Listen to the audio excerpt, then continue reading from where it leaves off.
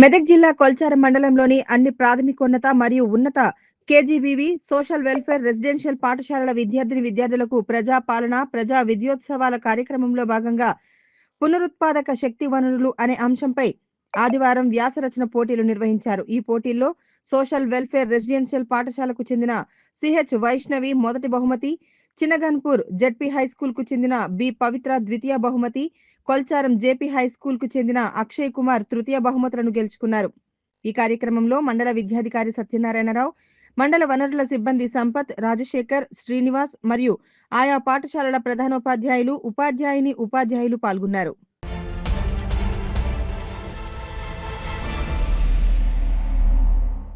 ప్రజాపాలన విద్యోత్సవాల్లో భాగంగా మండల స్థాయి వ్యాసరచన పోటీలు నిర్వహించామని మండల విద్యాధికారి యాదగిరి అన్నారు. ఈ మేరకు మండల కేంద్రంలోని బాలుర వసతి గృహంలో మండలంలోని ప్రభుత్వ, ప్రైవేట్ పాఠశాలల్లో 9, 10వ తరగతి విద్యార్థులకు పునరుత్పాదక శక్తి వనరులపై వ్యాసరచన పోటీలు నిర్వహించారు. అనంతరం మండల విద్యాధికారి యాదగిరి మాట్లాడుతూ ఈ పోటీల్లో ఉత్తమ ప్రతిభ కనబరిచిన విద్యార్థులకు ప్రథమ, ద్వితీయ బహుమతులను ప్రదానం చేస్తామన్నారు. అలాగే మండల స్థాయి నుండి జిల్లా స్థాయి పోటీల్లో ఎంపిక చేస్తామని తెలిపారు. ఈ కార్యక్రమంలో హాస్టల్ వార్డెన్ శ్రీనివాస్, పాఠశాలల ప్రధానోపాధ్యాయులు శ్రీనివాస్ రెడ్డి, రమేష్, శ్రీనాథ్, సిఆర్పి రాజు, అజిత్ తదితరులు పాల్గొన్నారు. ముఖ్యమంత్రి రేవంత్ రెడ్డి గారి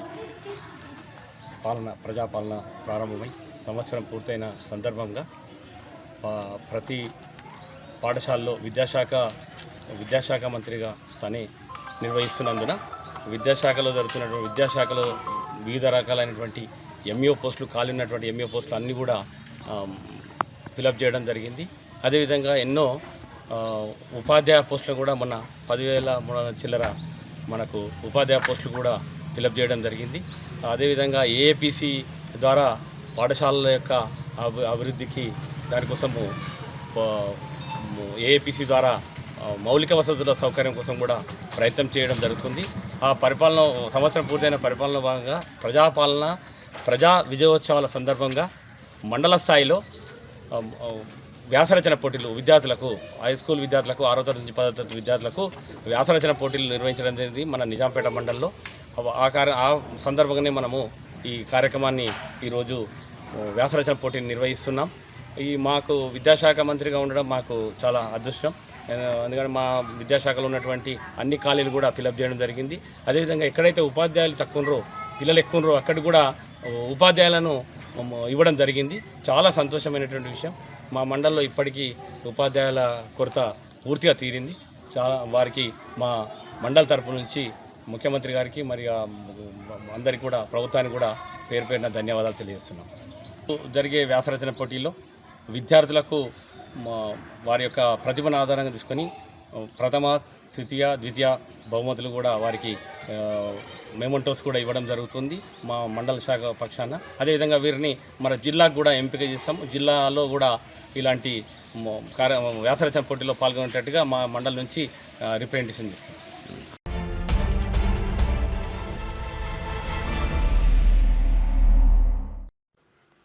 గ్రామాల అభివృద్ధికి పరిశ్రమ ఎల్లప్పుడూ సహకారం అందిస్తుందని, గ్రామ అభివృద్ధికి ముందుంటుందని కావేరీ పరిశ్రమ హెచ్ఆర్ మేనేజర్ మంజు అన్నారు.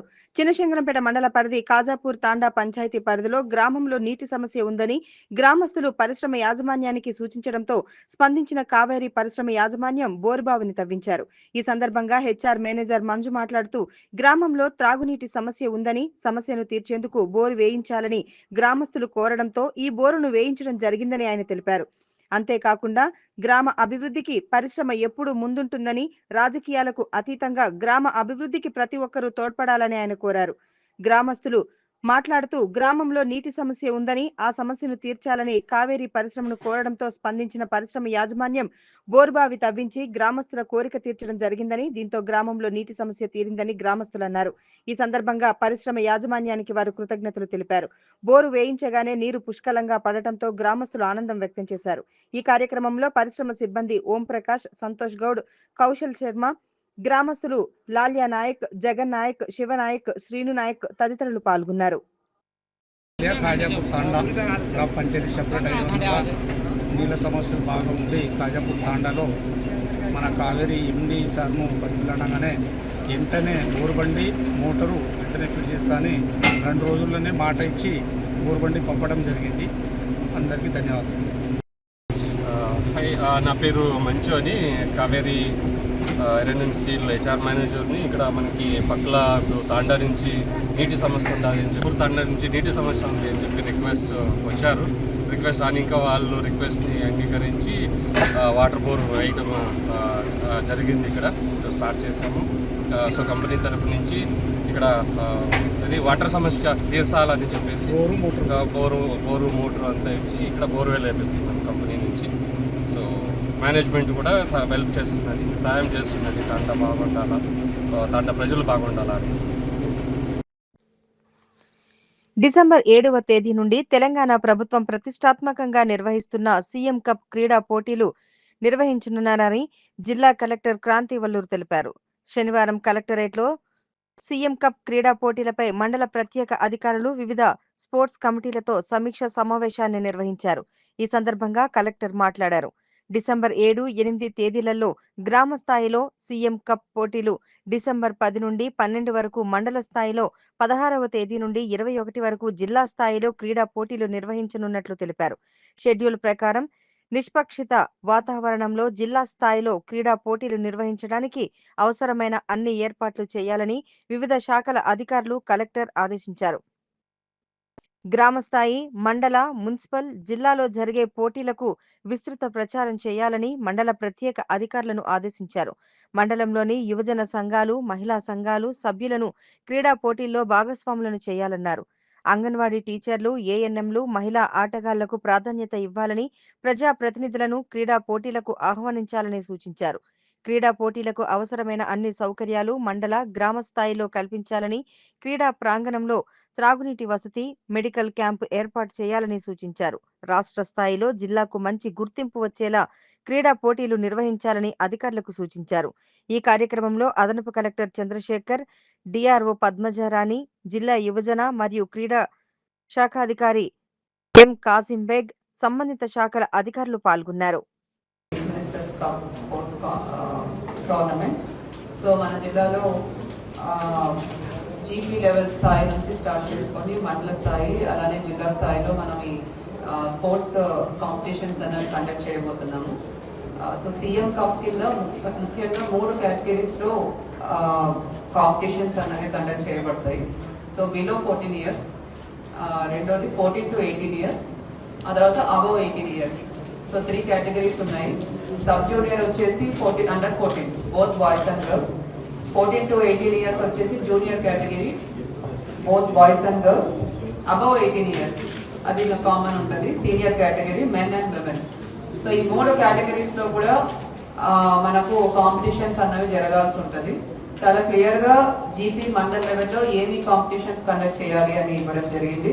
జిల్లా స్థాయిలో ఏ కాంపిటీషన్స్ అంటే ఏ స్పోర్ట్స్ కండక్ట్ చేయాలనేది ఇవ్వడం జరిగింది. అలానే స్టేట్ లెవెల్లో ఎటువంటివి చేస్తారనేది కూడా ఇవ్వడం జరిగింది.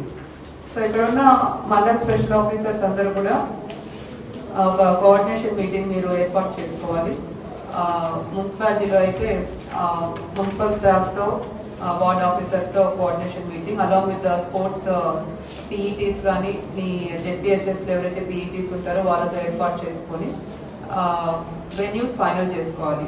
జీపీ వారిగా ఎక్కడ వెన్యూ ఏర్పాటు చేసుకుంటారు. మనకు 7th and 8th డిసెంబర్లో జీపీ లెవెల్ కాంపిటీషన్స్ జరగాలి. సో ఇదే టైం ప్రకారం జరిగే విధంగా మీరు ప్లాన్ చేసుకోండి. 1 week టైం ఉంది కాబట్టి ఒక కోఆర్డినేషన్ మీటింగ్ పెట్టుకొని వెన్యూస్ ఫైనల్ చేసుకోండి. మండల స్థాయి వచ్చేసి 10th to 12th డిసెంబర్ జరుగుతాయి. సో ఈ టైంలో ఎక్కడ మండలంలో which venue is best suited అన్నది కూడా ఫైనల్ చేసుకోండి. And schedule of the sports competitions. So ఈ 2 రోజులు, ఈ 3 రోజుల్లో ఏ కాంపిటీషన్ ఏ టైంలో, మార్నింగ్ ఎప్పుడు స్టార్ట్ చేసుకోవాలి, ఈవినింగ్ ఎప్పుడు క్లోజ్ చేసుకోవాలి. సో అంతా ఒక క్లారిటీ ఉండే విధంగా ఒక షెడ్యూల్ కూడా మీరు వేసుకోవాల్సి ఉంటుంది.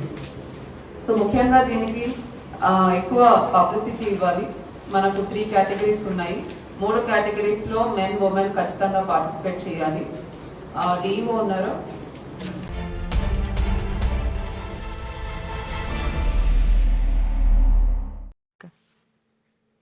సంగారెడ్డి పట్టణంలోని పోతిరెడ్డిపల్లి బైపాస్ వద్ద కెనరా బ్యాంక్ తన 18వ శాఖను ప్రారంభించింది. ఈ కార్యక్రమానికి ముఖ్య అతిథిగా జిల్లా కలెక్టర్ క్రాంతి వల్లూరు హాజరై ప్రారంభించారు. ఈ సందర్భంగా కలెక్టర్ మాట్లాడుతూ బ్యాంకులు రైతులకు ఎంఎస్ఎంఈ ఉపాధి అన్ని ప్రాధాన్యత రంగాలకు ఎటువంటి అడ్డంకులు కల్పించకుండా ఖాతాదారులకు విరివిగా రుణాలు అందించాలని బ్యాంకు అధికారులను కోరారు. ఈ సందర్భంగా కెనరా బ్యాంక్ వారు సిఎస్ఆర్ ఫండ్ ద్వారా పోతిరెడ్డిపల్లి జెడ్పీహెచ్ స్కూల్ వారికి 44,707 రూపాయలు వెచ్చించి సౌండ్ సిస్టమ్ను అందించారు. ఈ కార్యక్రమంలో రీజనల్ మేనేజర్ బి శ్రీనివాస్, జిల్లా lead bank manager Gopal Reddy, bank సిబ్బంది, ఖాతాదారులు పాల్గొన్నారు. బ్యాంక్ స్టాఫ్ అందరికీ, ఖాతాదారులు, మీడియా, కెనరా బ్యాంక్ వాళ్ళు మన సంగారెడ్డి జిల్లాలో 18వ బ్రాంచ్ ప్రారంభం చేసుకుంటున్నందుకు వాళ్ళందరికీ కూడా శుభాకాంక్షలు తెలియజేస్తున్నాను. ముఖ్యంగా బ్యాంక్ తరపు నుంచి మన ప్రభుత్వం సంబంధించిన ఏవైతే లెండింగ్ స్కీమ్స్ ఉన్నాయో, అగ్రికల్చర్ క్రెడిట్ టు ఫార్మర్స్ కానివ్వండి, స్ట్రీట్ వెండర్ లోన్స్ కానివ్వండి, క్రాప్ లోన్ వేవర్ కానివ్వండి, ఎంఎస్ఎంఈ లోన్స్ కానివ్వండి, ఇతర లోన్స్ ఏవైనా కూడా ప్రయారిటీ బేసిస్ మీద మన రైతులకు, లో అండ్ మిడిల్ క్లాస్ ఫార్మర్స్ అందరికీ కూడా ప్రయారిటీ బేసిస్ మీద ఒక హ్యూమానిటేరియన్ గ్రౌండ్స్లో ముందుగా ప్రయారిటీ ఇస్తూ వారి సమస్యలన్నీ కూడా తీర్చాలని నేను కోరుతున్నాను. జనరల్ ఎక్స్పీరియన్స్, నేను కొన్ని బ్యాంక్స్ కూడా విజిట్ చేశాను. క్రాప్ లోన్ వేవర్ డిస్బర్స్మెంట్ ఏ విధంగా అవుతుంది అని చూడడానికి. ఎక్కడైతే బ్రాంచ్ మేనేజర్ యాక్టివ్గా ఉన్నారో, మంచిగా పనిచేస్తున్నారు, అక్కడ ఫార్మర్స్ అందరూ కూడా ఎటువంటి కంప్లైంట్స్ మనకు చెప్పారు. బట్ ఎక్కడైతే కొంచెం హై హ్యాండెడ్ నేచర్ ఎక్కడైతే కనిపిస్తుందో అక్కడ మాత్రం ఫార్మర్స్ అందరూ కూడా మాకు మినిమం ఇష్యూస్ కూడా రిజాల్వ్ అవ్వట్లేదని కూడా కంప్లైంట్స్ ఇవ్వడం జరుగుతుంది. కాబట్టి మన తరపు నుంచి కెనరా బ్యాంక్ ఎల్డిఎం గారు కూడా ఇక్కడ ఉన్నారు. మన బ్రాంచెస్ అన్నింటిలో కూడా ఖచ్చితంగా ఫార్మర్స్ కానీ అక్కడ ఉన్న లోకల్ పబ్లిక్కి ఏవైతే బేసిక్ సర్వీసెస్ ఉన్నాయో, క్యాష్ కానీ అవనివ్వండి, or loans or loan waiver, pension disbursal, ఇవన్నీ కూడా ఎటువంటి సమస్య లేకుండా వారికి ఈజీగా అయ్యే విధంగా చేసే విధంగా మీ అందరూ కూడా ప్రయత్నించాలని ఈ సభావేదిక చెప్తున్నాను. మరొకసారి కూడా కెనరా బ్యాంక్ వాళ్ళందరికీ కూడా శుభాకాంక్షలు తెలియజేస్తున్నాను. తప్పకుండా మీ సర్వీస్ బాగుంటే ఇంకా కూడా మీరు ఎక్కువ బ్రాంచెస్ పెట్టగలుగుతారు, ఇంకా కూడా ఎక్స్పాండ్ అవ్వగలుగుతారు. సో సర్వీసే ప్రధాన కూడా ముందుకెళ్తే ఇంకా కూడా మీరు you will achieve more heights in the expansion of the bank business. So once again I congratulate the regional manager for establishing new branches and towards establishing many more in the future. All the best. Thank you.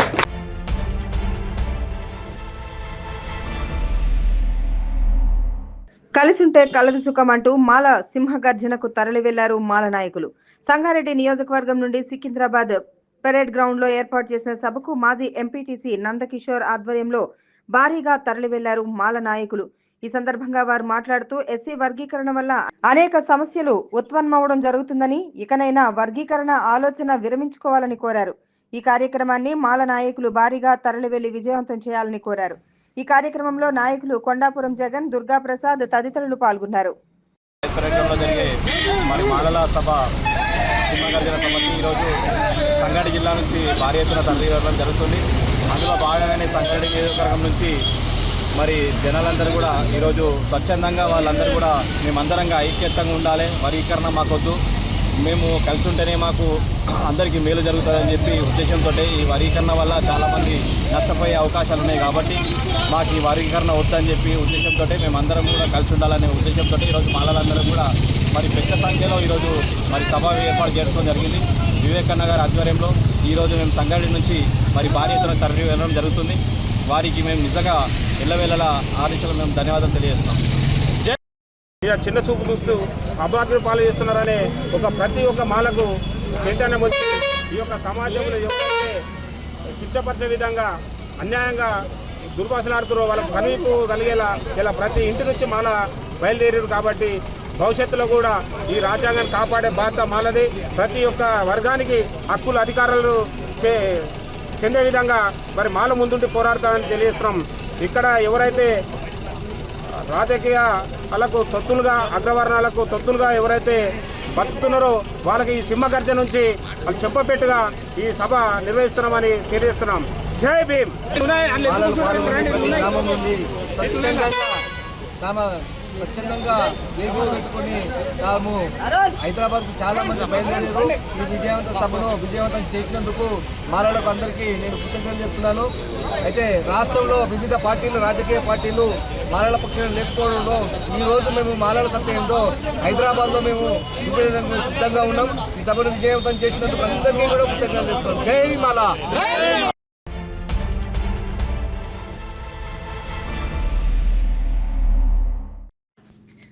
CM Revanth Reddy ప్రజాపాలనపైన pink మీడియాతో BRS తప్పుడు ప్రచారం చేస్తోందని, గురుకులాలపైన RS Praveen Kumar పెద్ద కుట్రకు పాల్పడుతున్నాడని మెదక్ జిల్లా Congress party అధ్యక్షుడు రెడ్డిపల్లి ఆంజనేయులు గౌడ్ నర్సాపూర్ నియోజకవర్గ Congress party incharge ఆవుల రాజిరెడ్డి అన్నారు. మెదక్ జిల్లాలోని నర్సాపూర్లో కాంగ్రెస్ పార్టీ కార్యాలయంలో ఆదివారం ఏర్పాటు చేసిన విలేకరుల సమావేశంలో వారు మాట్లాడుతూ, గురుకులాల సెక్రటరీగా ఉన్నప్పుడు నియమించుకున్న తన మనుషులతో ప్రభుత్వాన్ని బదనం చేయాలని చూస్తున్నాడని, పేద ఎస్సీ, ఎస్టీ, బీసీ విద్యార్థుల విషయంలో ఆర్ఎస్ ప్రవీణ్ కుమార్ నీచానికి పాల్పడుతున్నాడన్నారు. మా ముఖ్యమంత్రి 40% డైట్ ఛార్జీలు పెంచి మంచి భోజనం అందిస్తుంటే ఓర్వలేక ఫుడ్ పాయిజన్ అంటూ కుట్రలు చేస్తుందన్నారు. సోషల్ మీడియాలో ఎంత దుష్ప్రచారం చేసినా ప్రజలకు నిజాలు తెలుసని, 10 ఏళ్ల పాటు అధికారంలో ఉండి కనీసం డైట్ ఛార్జీలు పెంచకపోవడంతో తెలంగాణ ప్రజలు బుద్ధి చెప్పినా బీఆర్ఎస్ నేతలు మారడం లేదన్నారు. జిల్లాకు చెందిన మాజీ మంత్రి హరీష్ రావు ప్రజలను రెచ్చగొడుతున్నారన్నారు. తెలంగాణ రాష్ట్ర ప్రజలు వారి మాటలను, వారి అసత్య ప్రచారాలను ఏ విధంగానూ నమ్మే స్థితిలో లేరని, వారికి సత్య అసత్యాల గురించి వారికి తెలుసన్నారు. ఈ కార్యక్రమంలో నర్సాపూర్ మాజీ ఎంపీపీ శ్రీనివాస్ గౌడ్, నర్సాపూర్ బ్లాక్ అధ్యక్షులు రిజ్వాన్, నర్సాపూర్ పట్టణ అధ్యక్షులు ఆంజనేయులు గౌడ్, నర్సాపూర్ మండల అధ్యక్షులు మల్లేష్, నర్సాపూర్ మండల మైనార్టీ సెల్ అధ్యక్షుడు అజ్మత్, రషీద్, మల్లేష్ యాదవ్, సాగర్, నాయకులు, కార్యకర్తలు తదితరులు పాల్గొన్నారు. తెగవీడిస్తూ డబ్బులతో సోషల్ మీడియాలో వారు తర్వాత ప్రచారం చేస్తూ వ్యవస్థలను నాశనం చేస్తున్న పార్టీ టిఆర్ఎస్ పార్టీ. మేము గతంలో నుంచి కూడా ఎప్పుడైనా ఒకటే చెప్తున్నాం, కాంగ్రెస్ పార్టీ ప్రజాస్వామ్యాన్ని, వ్యవస్థల్ని, విలువలతో కూడుకున్న రాజకీయం మాత్రమే చేస్తారు, పదవుల కన్నా ముఖ్యంగా. దానికి అనుగుణంగా అన్న రేవంత్ అన్న వచ్చిన తర్వాత 6 గ్యారంటీలతో పాటు పరిపాలన విధానంలో ప్రజాపాలన పేరుతో మేము ప్రజలకు పోయినాం, ప్రజల ఆశీర్వాదం తీసుకున్నాం, ప్రజలు దీవించారు. దానికి వక్ర భాషని చెప్పే విధంగా 6 నెలలు కానేలేదు 6 గ్యారంటీల మీద ఎంతో మంది రకరకాలుగా మాట్లాడుతారు. వారు దీక్షా దివాస్ పేరుతో కానీ, వారు తర్వాత ప్రచార ఆర్భాటాలు వాళ్ళకి, ఎందుకంటే డబ్బులతో కూడుకున్న పార్టీ అది, వారికి అభద్రతా భావంతో కూడిన పార్టీ అది, వారికి ఏంటంటే కుటుంబ పార్టీ అది. అందుకోసానికి వాళ్ళు డబ్బులతో రాజకీయం చేయాలంటే కుదరదు. కాంగ్రెస్ పార్టీ అనేది ఇది కార్యకర్తల పార్టీ, ఇది కార్యకర్తల కష్టార్జితమైన నిర్మాణమైన పార్టీ ఇది. అందుకోసానికే మేము తీవ్రంగా కొంతమందిని బ్యూరోక్రాట్స్ కానీ, కొంతమంది మేధా వర్గాలు కానీ మీరు ఆలోచించమని చెప్తున్నాం. ఈరోజు మొన్నటిదాకా ఒక ఆయన ఉండే ప్రవీణ్ కుమార్ గారని, ఆయన సోషల్ వెల్ఫేర్లో సెక్రటరీగా ఉన్నప్పుడు నేను కూడా ఒక సోషల్ వెల్ఫేర్గా చదువుకున్న బిడ్డగా సంతోషపడ్డా. ఆయనలో ఇంత కుట్రకోపం దానికున్న విషయం నాకు కూడా తెలియదు. ఆయన ఇంత పాలేరులాగా చేస్తాడన్న విషయం నాకు కూడా తెలియదు అసలు. ఆయన బయటకు వచ్చి రాజీనామా చేసి నేను రాజకీయాలను పునరుద్ధరిస్తా, బీసీ ఎస్సీ వర్గాల కోసం చేస్తున్నప్పుడు ఒక బీసీ బిడ్డగా నేను సంతోషించిన. అయ్యా, మేధా వర్గాల నుంచి కూడా ఆ వర్గాలకి సముచిత స్థానం కల్పించడానికి కోసానికి వారు గొంత వస్తున్నారంటే నిజంగా సెల్యూట్ అనుకున్నా. కానీ వారు కేసీఆర్ గారికి మోచేతిలో నీళ్ళు దాగి వాళ్ళు పంచ కింద పనిచేస్తా అంటే ఎవరికి అభ్యంతరం లేదు. కానీ కాంగ్రెస్ ప్రభుత్వాన్ని కించపరిచే విధంగా, కాంగ్రెస్ ప్రభుత్వాన్ని బదలాం చేసే విధంగా చేస్తే ఆ ప్రవీణ్ గారికి, ఆర్ఎస్ ప్రవీణ్ గారికి తీవ్రంగా హెచ్చరిస్తున్నాం. మీరు ఒక ఉన్నత భావాలు కలిగిన వాళ్ళు ఉండి ఈరోజు అభద్రతా భావంతో ఒక పార్టీకి చప్రాసిలాగా పనిచేస్తున్నావు. ఈరోజు నిన్ను తిట్టినలో పంచన చేరి పనిచేస్తున్నావు. ఈరోజు 10 సంవత్సరాల కాలంలో ఒక రెసిడెన్షియల్లో కానీ నేను నీకు ఆధారాలతో సహా ఇస్తాం. నేను ఒక విద్యార్థి నాయకునిగా, ఒక హాస్టల్లో చదువుకున్న బిడ్డగా, అప్పటి ఇప్పటికీ చాలా తేడాలున్నాయి. ఎడ్యుకేషన్లో మార్పులు తీసుకురావడానికి ప్రజా పరిపాలనలో తర్వాత గౌరవ ముఖ్యమంత్రి గారు పనిచేస్తున్నారు, మంత్రివర్గం పనిచేస్తుంది. కానీ మీరు ఈరోజు చేస్తున్న కార్యక్రమాలు, మీరు హాస్టళ్లలో మీ వర్కర్స్ ద్వారా మీరు గ్లోబల్ ప్రచారం చేసి బదనాం చేయడానికి ఫుడ్ పాయిజన్ పేరుతో పిల్లల్ని హింస పెడుతున్నారు. ఇది మంచి భాషం కాదు. దాన్ని అంటే ఎదురుదాడి చేస్తున్నావు. నీ పక్క కూర్చున్న బలక సుమన్ గాని, నీ అటు కూర్చున్న వాళ్ళు గాని ఆ రోజు విద్యార్థుల ప్రాణాలు తీసుకొని జరుగుతుందంటని 10 సంవత్సరాల కాలంలో ఒక స్కూల్ బిల్డింగ్ కట్టిన పాపాన పోలే, ఒక యూనివర్సిటీకి సందర్శించిన పాపాన పోలే, వీసల్ నేర్చిన పాపాన పోలే, డిఎస్ చేసిన పాపాన పోలే, ఒక రిక్రూట్మెంట్ చేసిన పాపాన పోలే. అట్లాంటి విషయాలను మనం తర్వాత హైలైట్ చేయాలి తప్ప కానీ మీ రాజకీయ లబ్ధి కోసానికి టీఆర్ఎస్ పార్టీ మునిగిపోతుందని చెప్పి దాన్ని ఏదో లేపుతా అంటానంటే నువ్వు పేద జాకీ పెట్టినది లేచే పార్టీ కాదు, లేవదు, అది వీకేదేం కూడా లేదు. అందులో ఉన్న వాళ్ళందరూ కూడా నేను ఒకటే విషయం అందరికీ చెప్పదలుచుకున్నా. కాంగ్రెస్ పార్టీ వచ్చిన తర్వాత విద్యా విధానంలో కానీ, వైద్య విధానంలో కానీ, రైతాంగ విధానంలో కానీ సమూలమైన మార్పు ఉంది. పత్రికా సోదరులు కానీ, మేధావులు కానీ మీరు ఎక్కడ ఉంటే తప్పులు ఒప్పులు ఉంటే చెప్తి చూపండి. దాన్ని సరి చేసుకోవడానికి ప్రభుత్వం సిద్ధంగా ఉంది. కాంగ్రెస్ నాయకులం మాకు కూడా తర్వాత చెప్పండి, మేము అధిష్టానం వరకు దృష్టి తీసుకెళ్తాం. కానీ సంవత్సర కాలంలోనే మొత్తము ఏదో జరిగిపోతుంది, ఏదో ఒరిగిపోతుంది. అలా ఉన్నదంతా టీఆర్ఎస్ పార్టీలో ఉన్న వాళ్ళంతా తెలంగాణ ద్రోహులు, తెలంగాణ వ్యతిరేకులు, డబ్బుతో మదం కూడుకున్న వాళ్ళు, డబ్బు మదం ఎక్కువ మాట్లాడుతున్న వాళ్ళు, తెలంగాణ విద్యార్థులను నష్టం చేసిన వాళ్ళు. అందుకోసానికే ఈ సందర్భంగా అందరికి కూడా నేను విజ్ఞప్తి చేస్తూ, మేమందరికీ మా సోదరులకు అందరు కూడా జిల్లాలో ప్రతి జిల్లాలో కూడా తర్వాత మాకు అధిష్టాన వర్గం ఆదేశాలతో పాటు మేము అన్ని హాస్టల్స్ కూడా దత్తత తీసుకొని మాతో ఎంత చేతనైతే అంత అవసరం అనుకుంటే కొన్ని రోజులుగా ప్రజాపాలన ప్రభుత్వంపై బీఆర్ఎస్ నాయకులు చేస్తున్నటువంటి అసత్య ఆరోపణలకు సమాధానంగా ప్రెస్ మీట్ పెట్టడం జరుగుతుంది. నిజం అనేది ఒకటే ఉంటుంది. ఏ ఆకాంక్షలతో నిలబడిన తెలంగాణ రాష్ట్రంలో మరి ఎంత బడ్జెట్తోని మరి 10 సంవత్సరాలు పాలించారో బీఆర్ఎస్ నాయకులు ఒకసారి ఆలోచన చేయండి. మరి ఈ బడ్జెట్ 10 సంవత్సరాల ఆ బడ్జెట్ మిగులు బడ్జెట్తో ఏర్పడిన తెలంగాణ రాష్ట్రంలో మరి సంపద రెవెన్యూ అనేది ఎక్కడ పోయింది, ఏ అంశాలకు ప్రాధాన్యత ఇచ్చారు, మరి పేదవాళ్ళ బతుకుల్లో ఏం మార్పు వచ్చింది, మరి పేదవాడు ఏ విధంగా ఈ బంగారు తెలంగాణ అని చెప్పిన బంగారు తెలంగాణలో ఏ స్థాయికి వచ్చిందో ఒక్కసారి మరి అంకెలు చూస్తే తెలిసిపోతుంది. మీరు చెప్పినటువంటి ఏ బడ్జెట్ కూడా ఏ పేదవాడింటికి చేరలే. కేవలం పై మెరుగులతోని ప్రభుత్వం నడిపి మరి లక్షల కోట్ల రూపాయలు మీరు అనుకున్న అంశాల మీద కేటాయించి దాని ద్వారా సొమ్మును మీ ఇంటికి మరి మీ పార్టీకి చేర్చుకొని ఈరోజు డబ్బు మదంతో మీరు విర్రవీగుతున్నారు. కానీ దానికి విరుద్ధంగా ఏ 10 సంవత్సరాలు అయితే మీరు తెలంగాణను విస్మరించిర్రో, పేదవాడిని విస్మరించిర్రో, మరి ఏ ఆకాంక్షలతో తెలంగాణ ఏర్పడ్డదో మరి సోనియమ్మ ఆ రోజు తెలంగాణను ప్రసాదించి మరి ఆంధ్రలకు దూరమైనప్పటికీ మరి మళ్ళీ ఈ తెలంగాణను కాపాడుకోవాలనే ఆలోచనతో మొన్న ఎలక్షన్ల ముందు 6 గ్యారంటీలను ఆమె ఆలోచనతోని మరి తెలంగాణ పేద ప్రజల బతుకులు మెరుగుపరచాలనే ఆలోచనతో 6 గ్యారంటీలు తీసుకొచ్చింది.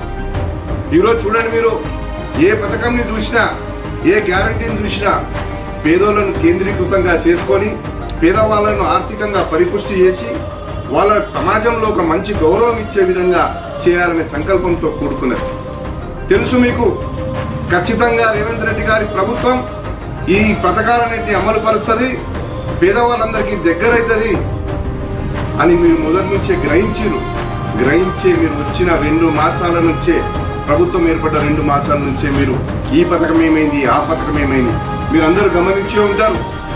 మొన్న పార్లమెంట్ ఎన్నికల్లో ప్రతి మండలంలో ఈ జిల్లాకు చెందినటువంటి మాజీ మంత్రి హరీష్ రావు గారు ప్రజలను ఏ విధంగా రెచ్చగొట్టే ప్రయత్నం చేశారు.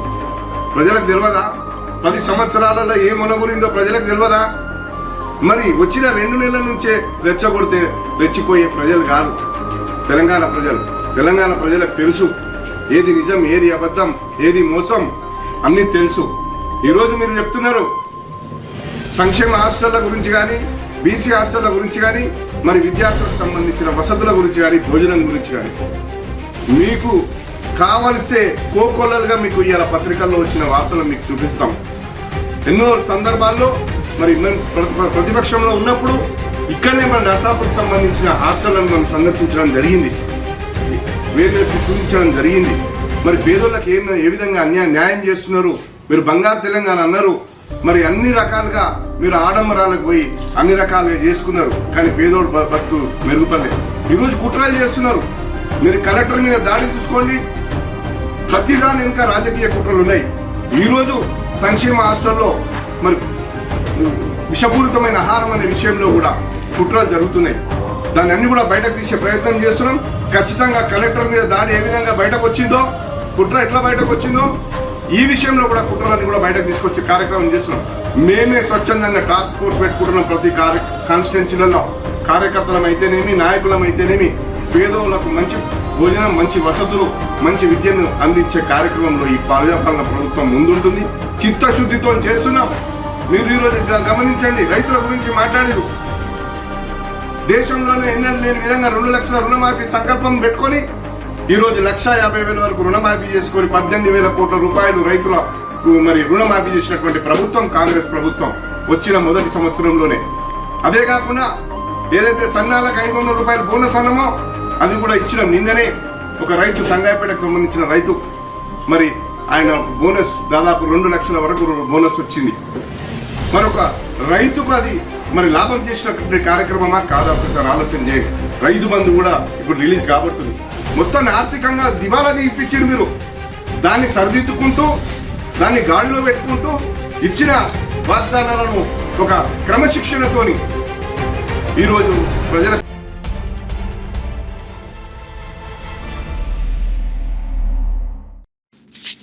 ప్రజలను మభ్యపెట్టడంలో కాంగ్రెస్ బీఆర్ఎస్ పార్టీలు దొందేనని బీజేపీ రాష్ట్ర కార్యవర్గ సభ్యులు మురళీధర్ యాదవ్ అన్నారు. మెదక్ జిల్లా నర్సాపూర్లో ఆదివారం ఏర్పాటు చేసిన విలేకరుల సమావేశంలో 2023 శాసనసభ ఎన్నికల్లో భాగంగా నర్సాపూర్ నియోజకవర్గంలో కాంగ్రెస్ పార్టీ రేవంత్ రెడ్డి నర్సాపూర్ నియోజకవర్గానికి ఇచ్చిన హామీలు మరియు శాసనసభ్యురాలు సునీత లక్ష్మారెడ్డి ప్రజలకు ఇచ్చిన హామీలపై ఛార్జ్ షీట్ విడుదల చేశారు. ఈ కార్యక్రమంలో బీజేపీ రాష్ట్ర కార్యవర్గ సభ్యులు మురళీధర్ యాదవ్, మెదక్ జిల్లా ప్రధాన కార్యదర్శి కౌన్సిల్ గోడ రాజేందర్, ఓబీసీ మోర్చా రాష్ట్ర ఉపాధ్యక్షులు చిన్న రమేష్ గౌడ్, సంగారెడ్డి జిల్లా బీజేపీ ఉపాధ్యక్షులు రాజ్ మల్లారెడ్డి, హత్నూర మండల అధ్యక్షులు నాగప్రభు గౌడ్, కౌడిపల్లి మండల అధ్యక్షులు రాకేష్, ఎస్సీ మోర్చా జిల్లా ఉపాధ్యక్షులు చంద్రయ్య, నర్సాపూర్ పట్టణ ప్రధాన కార్యదర్శి రామరెడ్డి తదితరులు పాల్గొన్నారు.